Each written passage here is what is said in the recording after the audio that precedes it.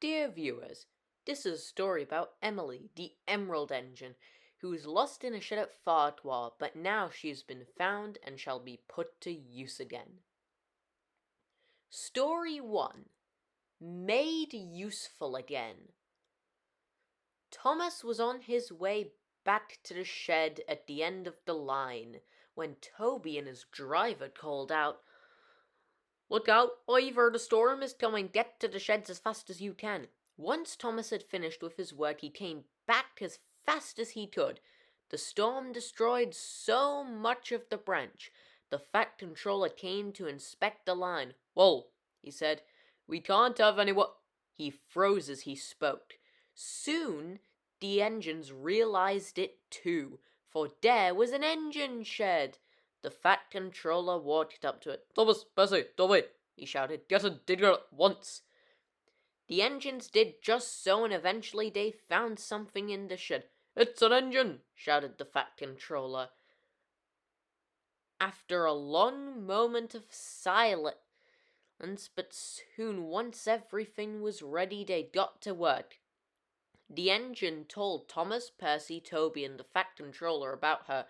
Her name was Emily. She had been left in the shed for a long, long time and was forgotten about. But now, she had been found again.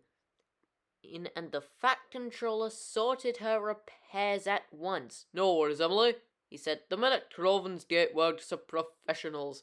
They will fix you up in no time." Eventually, Emily arrived, and she was top priority. James was jealous because he had been in the middle of getting repaired, but when Emily showed up, she had gotten all the attention.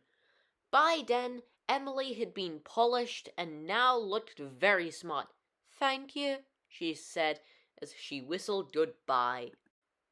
Story 2. Emily's New Route.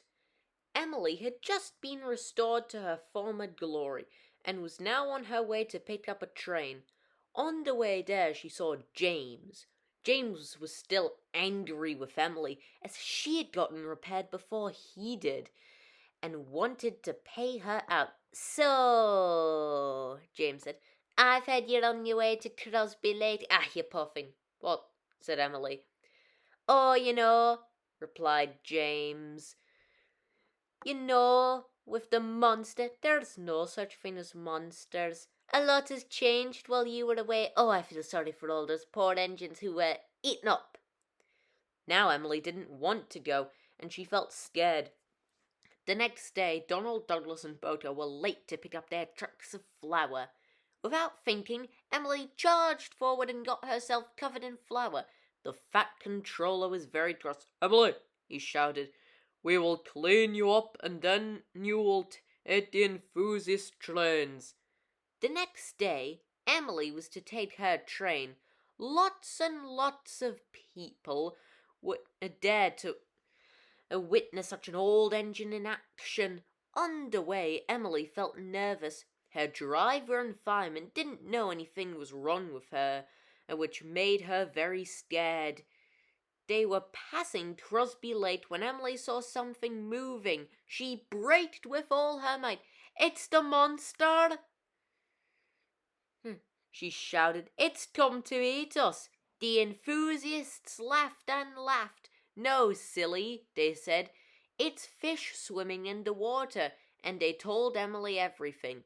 Emily was cross when she came back and told the Fat Controller, who then had a very serious talk with James. "Emily is one of you now," he said strictly, "and I expect you to treat her like one, too." Of course, James hadn't been listening. He was just thinking of how to pay Emily out. Story 3. Sick Power.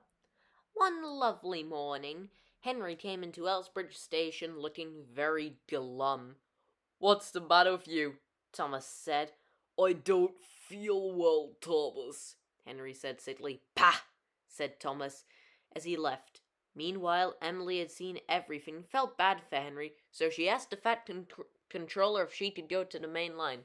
"Only for a week or two," he said. The next day she was in the sheds. James and Gordon didn't seem to care much.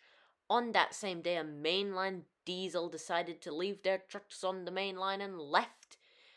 Henry had to take them back to the mainland, as well as pull his morning trains and the Flying Kipper at night.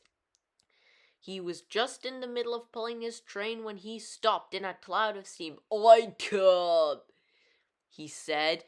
Before it could get any worse, Emily showed up. "I can do your work for the day," she offered. Henry didn't say anything, but Henry knew if he could, he would whistle "thank you." After a day of rest, Henry felt much better. "Goodbye, Henry," said Emily as she departed. "If you ever need help again, I'll come." But we all hope that Henry never does get sick again. Don't you? Story 3. Thomas, Emily, and the Snowplow. Winter had just approached the island of Sodor, which meant that all the engines had to wear their snowplows. Thomas wanted to finish his work early so he could rest in the shed. "Thomas, Percy, and Emily," said the Fat Controller, "you must wear your snowplows." "But Thomas isn't here, sir," said Emily. "Then you must tell him," he said as he walked towards his car. Emily made her way to the quarry and told Thomas that he had to wear his snowplow. Thomas hated this. Every time he was told he had to wear his snowplow, it reminded him of the time Terence the tractor had to pull him out of the snow. "Okay," he said, but of course he was only lying. Emily came up to the sheds. She was about to rest when she saw Thomas puffing by without his snowplow. "Thomas," Emily said, "why aren't you wearing your snowplow?" "I thought older engines were trustworthy." "But you," said Thomas meanly, "are the worst of them all." Emily didn't let this get to her, so she guided Thomas to the yards, but on their way he had a devious plan. One moment he was there, the next he had disappeared. Thomas went down an old abandoned line. He tried to go further, but the snow stopped him. Soon Thomas was stuck and nobody knew where he was. "Emily," said the Fat Controller crossly, "where is Thomas?" "He's right here, Oh no, he's missing!" Before the Fat Controller could say anything, Emily rushed off to find Thomas. Soon she did. He had been pulled out of the snow by Terence, who had already left. "Oh, Thomas," she said, "whatever happened?" "I'm sorry, dear Emily," said Thomas. "I thought you were silly, but if anything, I'm the only one who's silly." Emily brought Thomas back to the sheds. The Fat Controller was angry. "I expect my engines to—" "Wait, sir," Emily interrupted. "It was my fault Thomas went missing." After hearing that, both Thomas and Emily were punished. "Why did you do that?" asked Thomas. "I," said Emily slowly, "don't know."